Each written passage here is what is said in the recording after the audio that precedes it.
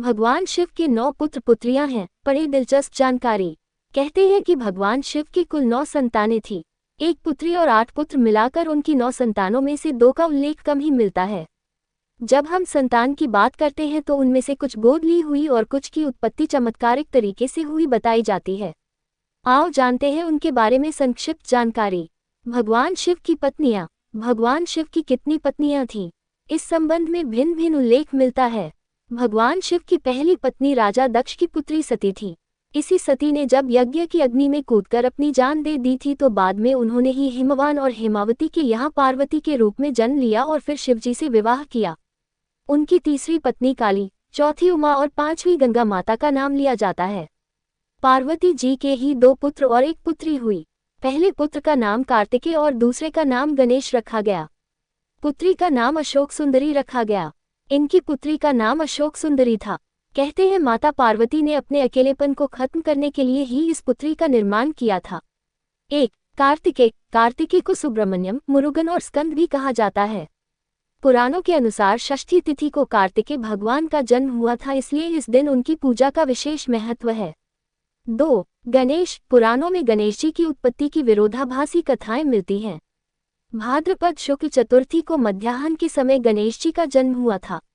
इन गणेश की उत्पत्ति पार्वती जी ने चंदन के उपटन मिश्रण से की थी।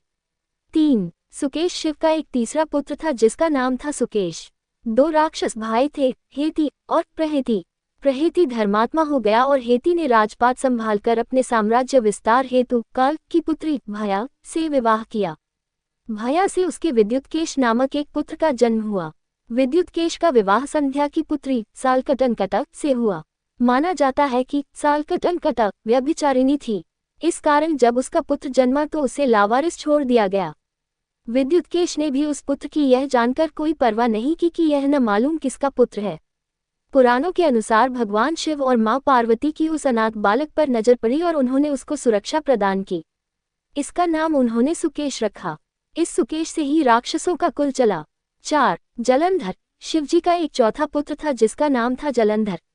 श्रीमद्देवी भागवत पुराण के अनुसार एक बार भगवान शिव ने अपना तेज समुद्र में फेंक दिया, इससे जलंधर उत्पन्न हुआ। माना जाता है कि जलंधर में अपार शक्ति थी और उसकी शक्ति का कारण थी उसकी पत्नी वृंदा। वृंदा के पतिव्रत धर्म के कारण सभी देवी देवता मिलकर भी जलंधर को पराजित नहीं कर पा रहे थे।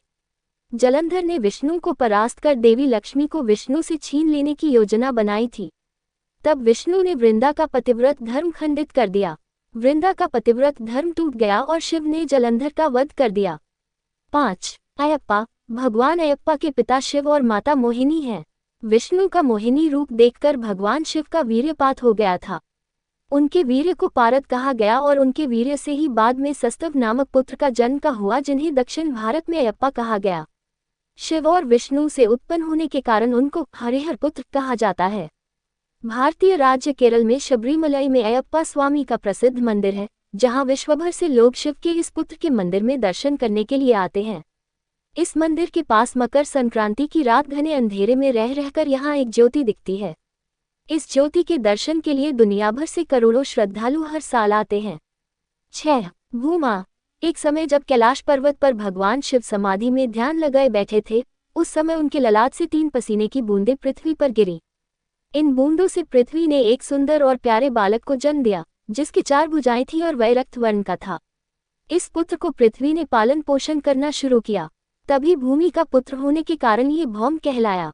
कुछ बड़ा होने पर मंगल काशी पहुंचा और भगवान शिव की कड़ी तपस्या की।